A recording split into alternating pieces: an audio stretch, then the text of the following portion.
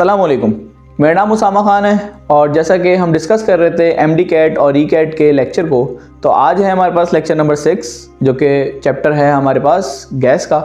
तो जिसके अंदर हमने डिस्कस कर चुके हैं हम एटॉमिक स्ट्रक्चर के बारे में, स्टेशियोमेट्री के बारे में, पूरा हमने एमसीक्यूज़ भी देखे उसके, ठीक है। तो आज जो है नया चैप्टर स्टार्ट कर रहे हैं जो कि गैस का है। उससे पहले मेरी आप सबसे रिक्वेस्ट है कि अगर आप लोगों ने चैनल को सब्सक्राइब नहीं किया तो काइंडली इसको सब्सक्राइब कर दें ताकि आने वाली जितनी भी वीडियोस हैं तो बर वक्त आप तक पहुंचती रहें, जिसके अंदर हमने बहुत सारी चीज़ें डिस्कस करनी है। पास्ट पेपर्स को डिस्कस करना है, एमडी कैट के तकरीबन कोशिश होगी हमारी कि 17 to 18 ईयर्स पिछले हम सॉल्व करें। साथ साथ फिर उसके बाद अभी जितनी यूनिवर्सिटीज़ के टेस्ट आते जाएंगे साथ साथ हम उनको भी सॉल्व करते जाएंगे। तो काइंडली जो है आप इसको सब्सक्राइब कर दें। तो स्टार्ट करते हैं आज का लेक्चर नंबर 6 जो कि है चैप्टर गैस का।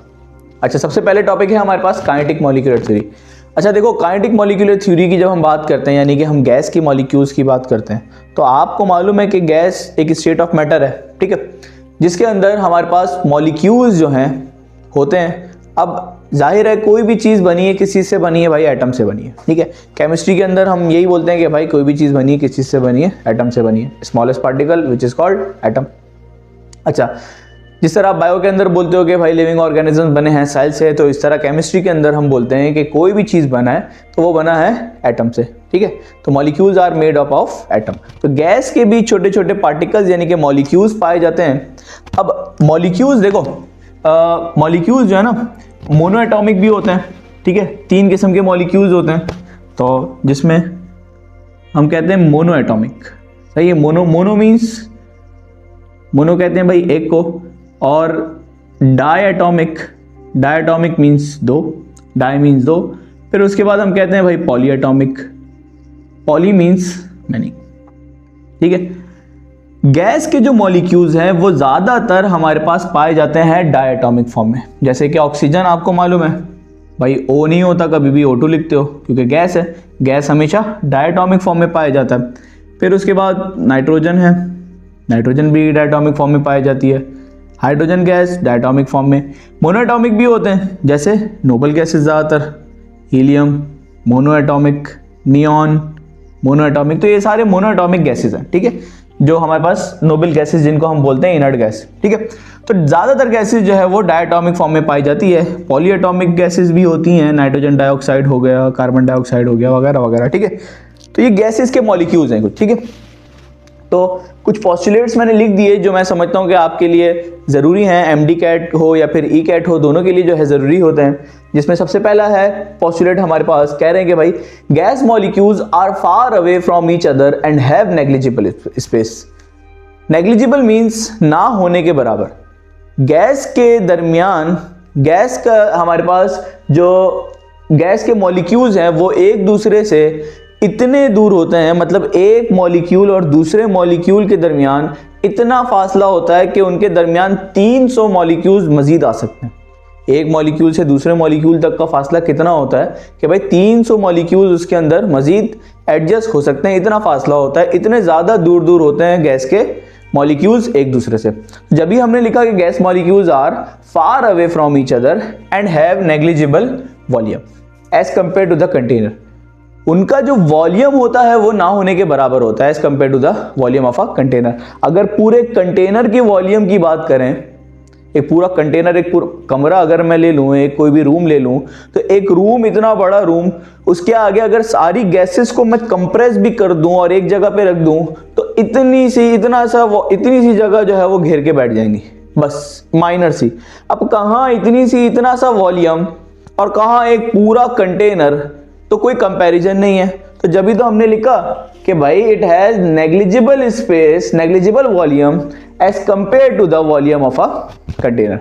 कंटेनर के वॉल्यूम के मुकाबले में वॉल्यूम बिल्कुल ही ना होने के बराबर होगा, ठीक है, क्योंकि स्पेस इतना है ना। अब देखो एक मॉलिक्यूल से दूसरे मॉलिक्यूल तक के दरमियान का फासला कितना कि भाई 300 मॉलिक्यूल और आ जाएंगे। फिर जाहिर है दूसरे मॉलिक्यूल से तीसरे मॉलिक्यूल तक का भी फासला इतना होगा कि 300 मॉलिक्यूल मजीद। अब इतना खुला हो इतनी खुली जगह होगी तो फिर किस तरीके से जो है आप कंपेयर करोगे पूरे कंटेनर के वॉल्यूम से? तो इसलिए ना होने के बराबर। Gas molecules are in continuous random motion, सीधे साधे होते हैं लड़कों की तरह, जिस तरह लड़के सीधे साधे होते हैं भाई, रैंडम मोशन मतलब कभी भी कहीं भी जो है कोई छेड़छाड़ नहीं कि किसी को तंग करना ये वो ऐसा कुछ भी नहीं। कंटिन्यूस रैंडम मोशन मतलब हर वक्त जो है कंटिन्यूसली रैंडमली, ऐसा नहीं है कि एक मॉलिक्यूल यहाँ पे आया तो भाई वो मॉलिक्यूल यहाँ पे चला गया, ठीक है, अब दूसरा मॉलिक्यूल उसी जगह से आता है तो वो वहां पे चला गया। तो ऐसा नहीं है कि भाई ये मॉलिक्यूल यहां से आ रहा है तो वो भी वहीं पे ही जाएगा, क्योंकि कंटिन्यूसली किस में होते हैं, रैंडमली मोशन के अंदर होते हैं, कंटिन्यूसली मूव करते रहते हैं। अगर आप देखो सॉलिड के पार्टिकल्स को देखो तो सॉलिड के पार्टिकल्स कैसे होते हैं, बिल्कुल टाइटली पैक्ड होते हैं एक दूसरे से, बिल्कुल टाइटली पैक्ड हैं, जगह ही नहीं है इनके पास मूवमेंट की। वहीं पे गैस के मॉलिक्यूल्स के पास जगह ही जगह है, इतना ज्यादा गैप। तो इसलिए जो है ये क्या होते हैं, कंटिन्यूसली रैंडमली मोशन के अंदर होते हैं, ठीक है। अच्छा, travel in a straight line until they collide with the wall of container। मैंने बताया सीधे साधे होते हैं, जब तक छेड़ो छाड़ो ना तो वो जो है सीधे सीधा अपनी जिंदगी गुजारते रहेंगे, ट्रैवल करते रहेंगे। कब, जब तक कोलाइड ना करें, मतलब मिल ना जाएं किस चीज से, किसी दूसरे मॉलिक्यूल से, दूसरे मॉलिक्यूल से मिलेंगे तब भी जो है कोलिजन तो होगा, ठीक है, या फिर मिल जाए वो दीवार से, क्योंकि प्रेशर तो एग्जर्ट होगा ना, जैसी दीवार से अगर मिल गए तो भाई हम बोलेंगे प्रेशर एग्जर्ट हो रहा है। तो इसलिए कब तक स्ट्रेट लाइन में ट्रैवल करते रहेंगे, जब तक दीवार वॉल ऑफ कंटेनर से कोलाइड उनका ना हो जाए, ठीक है। फिर उसके बाद नेक्स्ट पॉइंट है undergo elastic collision. Elastic collision हम कहते हैं कि भाई जब दो मॉलिक्यूल जैसे आपस में टकराएंगे तो उनके अंदर ना तो कोई एनर्जी का लॉस हो रहा हो और ना ही कोई गेन ऑफ एनर्जी, ना लॉस ऑफ एनर्जी हो रही हो और ना ही गेन ऑफ एनर्जी हो रही हो। विदाउट गेनिंग और रिलीजिंग, यानी कि विदाउट गेन, एनर्जी को गेन किए बगैर और एनर्जी को लॉस किए बगैर मोमेंटम का ट्रांसफर हो जाए। मोमेंटम क्या हो जाए, ट्रांसफर हो जाए। अगर आपने स्नूकर की बॉल को देखा हो, जैसे कि आप स्नूकर अगर देखा हो, खेला हो जो भी, तो कैसा होता है कि आप एक बॉल को हिट करते हो तो दूसरी बॉल पे जैसी वो जाके टच होती है तो मोमेंटम उसका क्या हो जाता है, ट्रांसफर हो जाता है। मोमेंटम उसका क्या हो गया भाई, ट्रांसफर हो गया। तो हम बोलते हैं कि भाई एनर्जी लॉस ना हो और ना ही एनर्जी गेन हो, तो ऐसी सिचुएशन के अंदर हम बोलते हैं भाई कि उनके जो है इलास्टिक कोलिजन, ठीक है। इस चीज को हम कहते हैं इलास्टिक कोलिजन का नाम देते हैं। तो गैस के मॉलिक्यूल्स के भी जो है कोलिजन कैसा होता है, इलास्टिक होता है, ठीक है। ना ही वो एनर्जी गेन करते हैं ना ही लॉस करते हैं, ठीक है। टकरा गए तो ना ही एनर्जी ट्रांसफर होगी इस मॉलिक्यूल से इस मॉलिक्यूल में, ना ही एनर्जी इस मॉलिक्यूल से इस मॉलिक्यूल के अंदर ट्रांसफर होगी, ठीक है। तो नो लॉस ऑफ एनर्जी और ना ही जो है गेन ऑफ एनर्जी, तो इसलिए हमने बोला भाई इलास्टिक कोलिजन, ठीक है। फिर उसके बाद exerts pressure when collide with the wall of container. Pressure exert करेंगे, यही बात बताई थी मैंने कि भाई कब तक स्ट्रेट लाइन में ट्रैवल करते रहेंगे, जब तक कंटेनर की वॉल से ना टकरा जाए। जैसे ही टकराएंगे अब थोड़ा सा प्रेशर एक्सर्ट होगा, ठीक है, प्रेशर लगेगा, फिर उसके बाद वो बाउंस बैक होगा, ठीक है। जब वॉल ऑफ कंटेनर से टकरा गए तब प्रेशर जो है वो एक्सर्ट करेंगे। अब there is no force of attraction और रिपल्जन अमंग गैस मॉलिक्यूल्स। अब देखो ये है हमारे पास आइडियल गैस के लिए, ये जो इक्वेशन हम थ्योरी पढ़ रहे हैं या ये पॉइंट की अगर मैं बात करूं तो ये point there is no force of attraction और रिपल्जन अमंग गैस मॉलिक्यूल, ये सही तो है, लेकिन किस चीज के लिए सही है, ये हमारे पास सही है आइडियल गैस के लिए। ये वैलिड है कौन सी गैस के लिए, हमारे पास आइडियल गैस के लिए। रियल गैसेस के ऊपर बाकी सारी चीजें आप बोल लो कि यार बाकी सारे पोस्टुलेट जो है वो अप्लाई तो होते हैं, ठीक है, बहुत सारे पोस्टुलेट, ज्यादातर पोस्टुलेट रियल गैसेस के लिए भी हैं और साथ साथ आइडियल के लिए भी हैं, लेकिन ये वाला जो पॉइंट है, ये वाला पॉइंट सिर्फ और सिर्फ आइडियल के लिए एप्लीकेबल है, रियल के लिए इतना ज्यादा एप्लीकेबल नहीं है। क्यों? क्योंकि अगर हम रियल गैस की बात करें, अच्छा आइडियल गैस होती क्या है, आइडियल गैस बेसिकली एक गैस है, सही है, ऐसी गैस जो हमारे पास 3 लॉस को फॉलो करे, जो 3 लॉस पे पूरे उतरे, जो 3 लॉ हम पढ़ते हैं जिसमें बॉयज लॉ है, चार्ल्स लॉ है या फिर एवोगैड्रो लॉ है, इन तीनों लॉस को अगर कोई गैस फॉलो करती है, इन तीनों की कंडीशंस पर पूरा उतरती है, तो हम ऐसी गैस को नाम दे देते हैं आइडियल गैस का।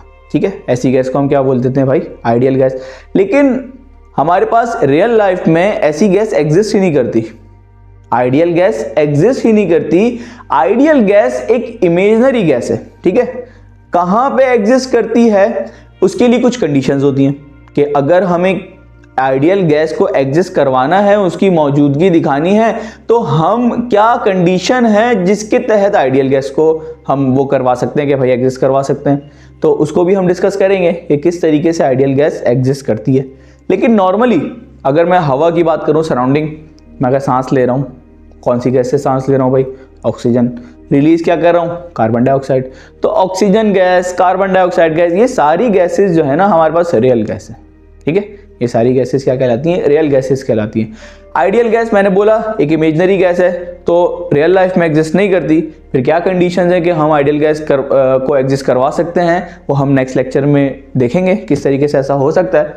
अभी हम देखते हैं ये पॉइंट किसके लिए एप्लीकेबल है भाई, सिर्फ और सिर्फ आइडियल गैस के लिए। रियल गैस के लिए ये एप्लीकेबल नहीं है। आप लोगों को अगर याद हो, अगर आप एमडी कैट के स्टूडेंट हो, ई कैट के स्टूडेंट हो, तो फर्स्ट ईयर के अंदर आपने पढ़ा होगा वैन डर वाल इक्वेशन के बारे में। वैन डर वाल ने क्या किया था, इसी ये जो पोस्टुलेट है कि there is no force of attraction और रिपल्जन अमंग गैस मॉलिक्यूल्स, उन्होंने बोला कि भाई ये पोस्टुलेट तो है, सही है, लेकिन अब ये पोस्टुलेट आइडियल गैस पे तो आप सही बोल लो एप्लीकेबल हो सकता है, लेकिन रियल गैस पे एप्लीकेबल ये नहीं हो सकता, क्योंकि उनके दरमियान कोई ना कोई फोर्स ऑफ अट्रैक्शन और रिपल्जन पाई जाती है। कब, जब हम गैस को कंप्रेस कर देते हैं। ठीक है, जैसे कि अगर हम एक कंसीडर करें बॉडी स्प्रे अगर हम यूज करते हैं तो उसके अंदर क्या होती है, कंप्रेस्ड गैस होती है। ठीक है, तो अब हम ये नहीं कह सकते कि भाई उसके अंदर कोई फोर्स ऑफ अट्रैक्शन या फिर रिपल्जन नहीं पाई जा रही। तो इसी वजह से उन्होंने करेक्शन की इस पोस्टुलेट की, ये जो पोस्टुलेट है कि ये आइडियल के लिए तो आप रखो, लेकिन रियल के लिए जो है आपको इसको चेंज करना पड़ेगा। तो उन्होंने वो चेंज कर दी थी। ठीक है, फिर उसके बाद the average kinetic energy of a gas depends on the absolute temperature. Kinetic energy यानी कि energy is directly proportional to the temperature. भाई टेम्परेचर जितना ज्यादा होगा काइनेटिक एनर्जी भी उतनी ज्यादा होती है, ये तो ऑब्वियसली बात है। सर्दियों में, सर्दियां चलनी है, सर्दियों में सुबह उठा नहीं जाता, ऐसे ही होता है। गर्मियों में अगर हम बोलें तो उठा तो खैर वैसे गर्मियों में भी नहीं जाता, उठ नहीं सकते गर्मियों में भी, आप दिल नहीं करता उठने का सुबह सुबह तो। लेकिन अगर कंपेयर करो कि भाई गर्मी में और गर्मी को और सर्दी को, तो गर्मी में फिर बंदा उठ जाता है, लेकिन सर्दियों में उठने का बिल्कुल भी दिल नहीं कर रहा होता। क्यों भाई, टेम्परेचर कम होता है। टेम्परेचर कम है, टेम्परेचर इज डायरेक्टली पढ़ लिया भाई, temperature is directly proportional to the energy. Temperature dependent है किस पे, एनर्जी पे। आपकी एनर्जी भी नहीं होती भाई इतनी, क्योंकि टेम्परेचर भी कम है, एनर्जी भी कम होगी। गर्मियों में टेम्परेचर ज्यादा, एनर्जी भी ज्यादा। तो भाई temperature is directly proportional to the energy. जितना ज्यादा टेम्परेचर होगा उतनी ज्यादा एनर्जी होगी। समझने के लिए मैंने एक एग्जांपल आपको दे दी। अब इन पोस्टुलेट को मद्देनजर रखते हुए जो साइंटिस्ट थे क्लॉसिस, उन्होंने एक इक्वेशन बना दी जिसको हम आइडियल गैस इक्वेशन के नाम से जानते हैं कि भाई PV is equals to 1/3 mNc²। यानी कि अगर इसको मैं बताऊं आपको तो आप इसको इस तरीके से देख सकते हो। P भाई क्या होता है, प्रेशर है। ठीक है, P प्रेशर है, V वॉल्यूम होता है, M मास, N जो है नंबर ऑफ मोल्स हैं, और C जो है हमारे पास मीन स्क्वायर वेलोसिटी। ठीक है, मीन स्क्वायर वेलोसिटी। तो आप इसको यूं भी देख सकते हो, 1/3 तो चलो एक कांस्टेंट वैल्यू है। मैं अगर आपसे बोलूं P इज प्रोपोर्शनल टू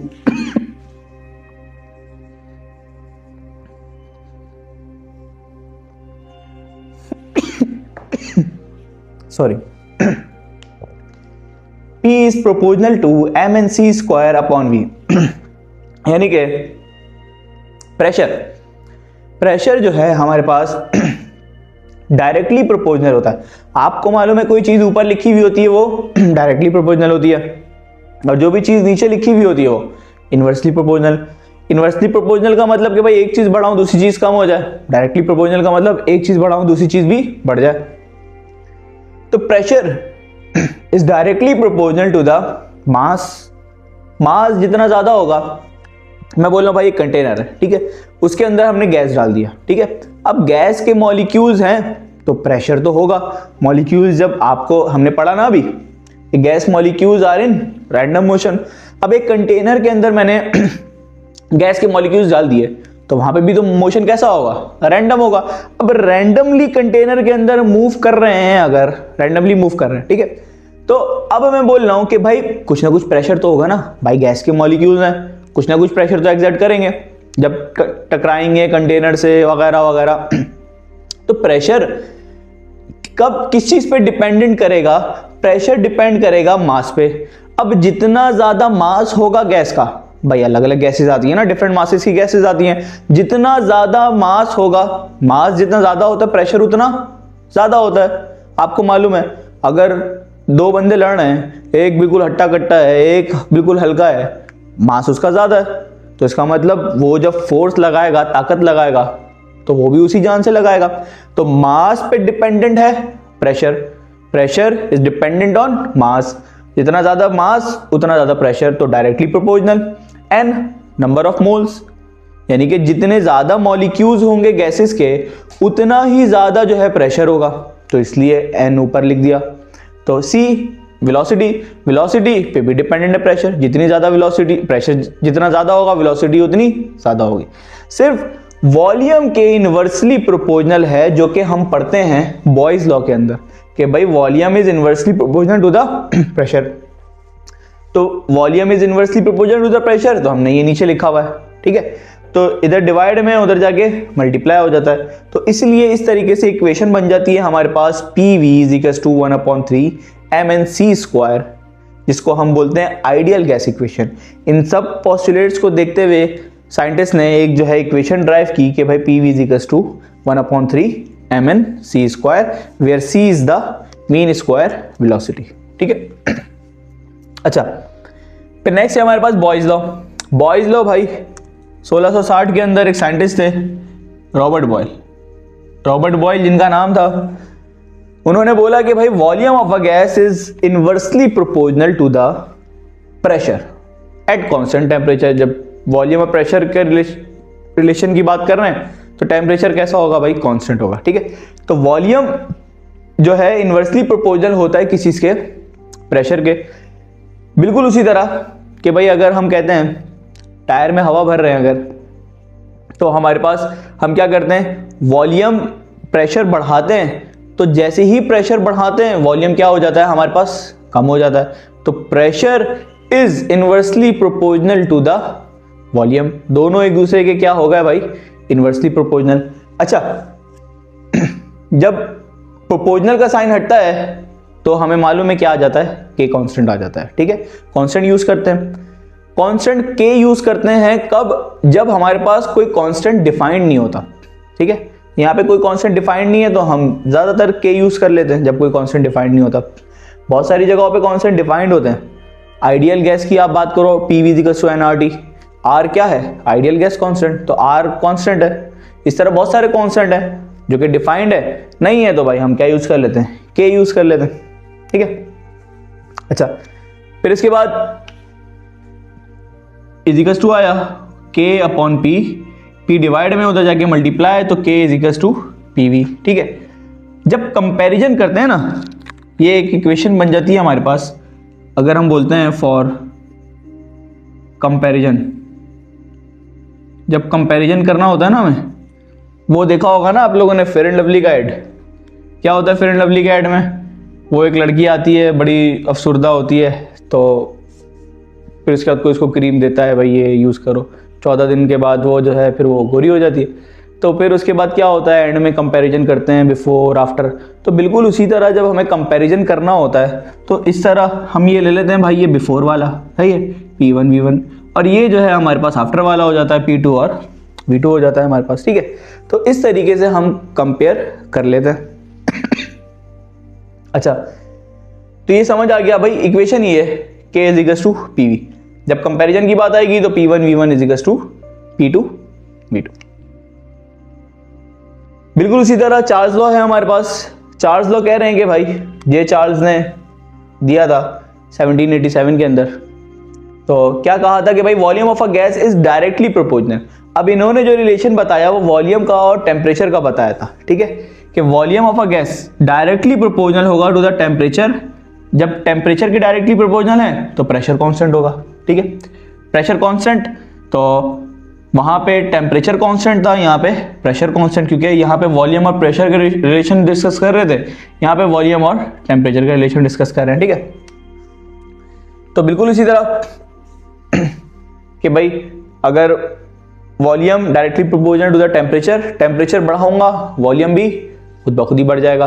कभी पिज्ज़ा बनाया होगा किसी न किसी ने तो, या बनते हुए देखा होगा, क्या करते हैं भाई जैसे ओवन में रखते हैं तो पिज़्ज़ा क्या होता है, टेम्परेचर प्रोवाइड करते हैं ना उसको, टेम्परेचर प्रोवाइड किया फूल जाता है, मोटा हो जाता है। क्यों होता है भाई? क्योंकि temperature is directly proportional to the volume.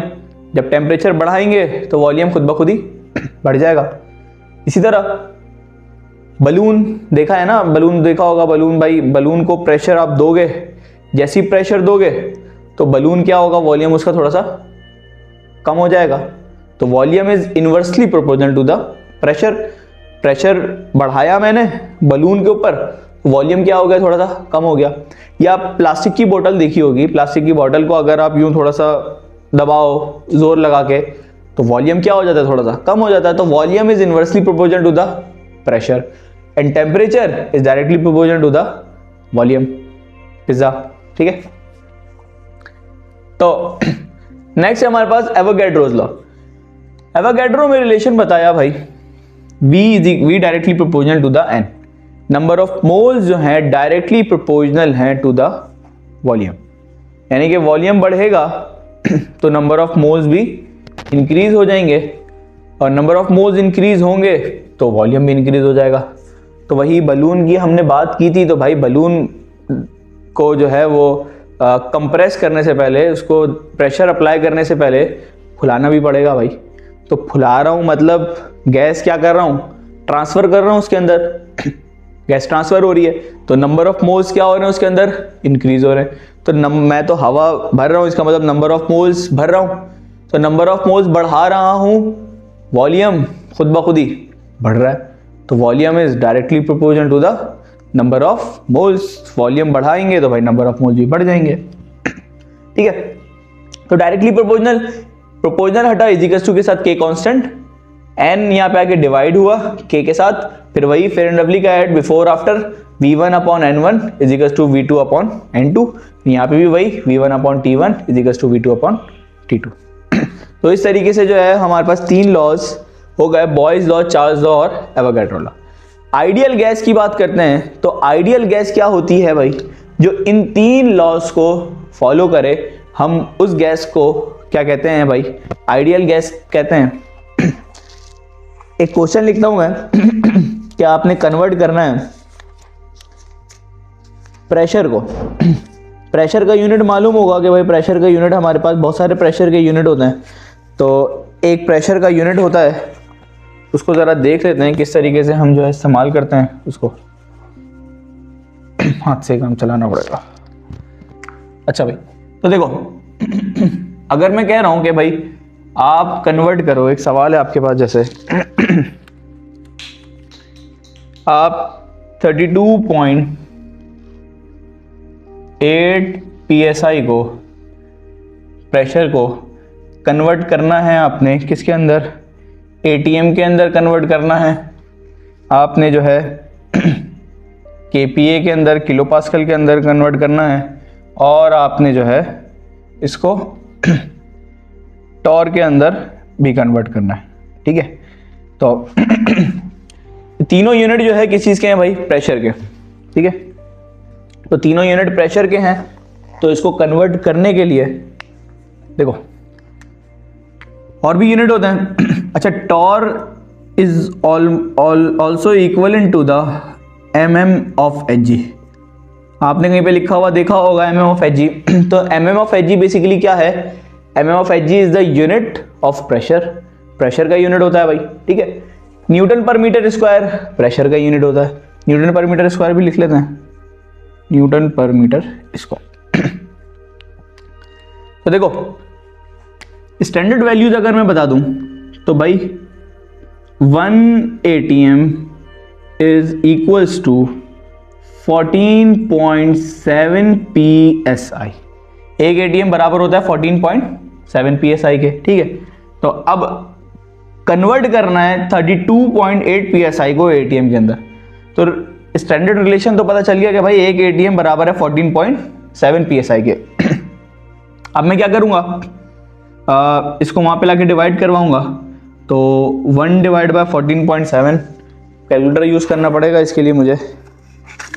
तो जब 1 को डिवाइड किया 14.7 से, 1 डिवाइड बाय 14.7 तो 0.068 इज इक्वल्स टू 1 PSI। अब कितने PSI पे निकालना है, 32.8, दोनों तरफ मल्टीप्लाई कर लो। तो मल्टीप्लाई बाय 32.8 तो यह आ गया 2.23 ATM। यहाँ पे मल्टीप्लाई किया 32 1 जा तो 32.8 PSI।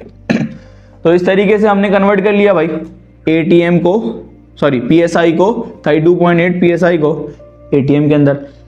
आपको बस ये स्टैंडर्ड रिलेशन मालूम होना चाहिए कि भाई 1 ATM आपके पास बराबर है 14.7 PSI का। कन्वर्जन का सवाल आता है, मतलब ऐसी कन्वर्जन नहीं होगी कि जिसके अंदर आपको कैलकुलेटर यूज करना पड़े, या अगर होगी भी तो एक माइनर सी कैलकुलेशन तो आपको करनी पड़ेगी, जैसे 1 डिवाइड बाय 14.7 PSI। तो इस तरीके की कन्वर्जन आपको करनी पड़ेगी। तो आसान MCQs होते हैं। आपको जो यूनिट वाले जो देंगे, जो कैलकुलेशन वाले जो MCQs होंगे, चैप्टर 1 है जैसे स्टेशियोमेट्री का, तो वहां से आपके पास कैलकुलेशन का सवाल आ सकता है।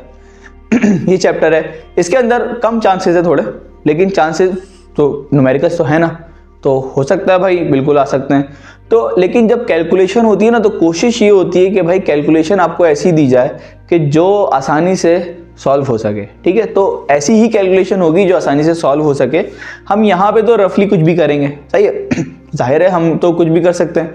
तो हम क्योंकि इस लिहाज से हम करेंगे ना कि भाई अगर मुश्किल कैलकुलेशन आ गई तो, अभी यहाँ पे मुश्किल करोगे, वहाँ पे जाके आपको ज़्यादा आसानी होगी कि यार मुश्किल इतनी मुश्किल करके आए थे, तो बच्चों वाली कि क्या बच्चों वाली सवाल पूछ रहे हैं, ठीक है। तो इस लिहाज से अच्छा, फिर उसके बाद KPA की बात करते हैं। तो भाई स्टैंडर्ड 101.325 KPA बराबर होता है 14.7 PSI के। तो बिल्कुल उसी तरह इसको वहां पे लेके जाके डिवाइड कर देंगे 101.325 से, तो यहाँ पे 1 आ जाएगा। फिर 32.8 को दोनों तरफ मल्टीप्लाई करेंगे, आंसर निकल जाएगा। तो इस तरीके से आप ये भी करोगे। बाकी सारे सवालात टॉर के अंदर कन्वर्ट करना है, तो 760 टॉर बराबर होता है 14.7 PSI के। 760 टॉर बराबर है 14.7 PSI के। फिर इसको यहाँ पे लेके जाके डिवाइड कर दिया कि भाई 760 divide by 14.7 torr is equals to 1 PSI। फिर डिवाइड करके जो आंसर आया, फिर उसके बाद 32.8 को दोनों तरफ मल्टीप्लाई कर दिया, तो यहाँ पे निकल जाएगा कि भाई 32.8 PSI कितने टॉर के बराबर है, ठीक है। इसी तरह न्यूटन पर मीटर स्क्वायर का सेम होता है, बस जो है आपके पास क्या होता है, ये अगर मैं ये भी बता दूं 101.325, बस पॉइंट नहीं आता। Newton per metre square is equals to 14.7 PSI, ठीक है। तो ये सारे प्रेशर के यूनिट होते हैं। आपको मालूम होना चाहिए कि भाई प्रेशर का जो है क्या क्या यूनिट होता है, तो इस लिहाज से हम जो है प्रेशर को कन्वर्ट कर सकते हैं, ठीक है। तो बहुत आसान टॉपिक था आज के, इतनी कोई रॉकेट साइंस नहीं थी। कोशिश करूंगा मैं इसके MCQs जो है नेक्स्ट वीडियो के अंदर हम डिस्कस करें, ताकि जो है आपको मज़ीद समझने में आसानी हो और पता चले कि भाई MCQs किस तरीके से इसके आ सकते हैं और किस तरीके से उसको सॉल्व करना है, ठीक है। तो अब तक के लिए इतना ही, अपना ख्याल रखिएगा। इंशाल्लाह नेक्स्ट वीडियो में आपसे मुलाकात होती है। अल्लाह हाफ़िज़।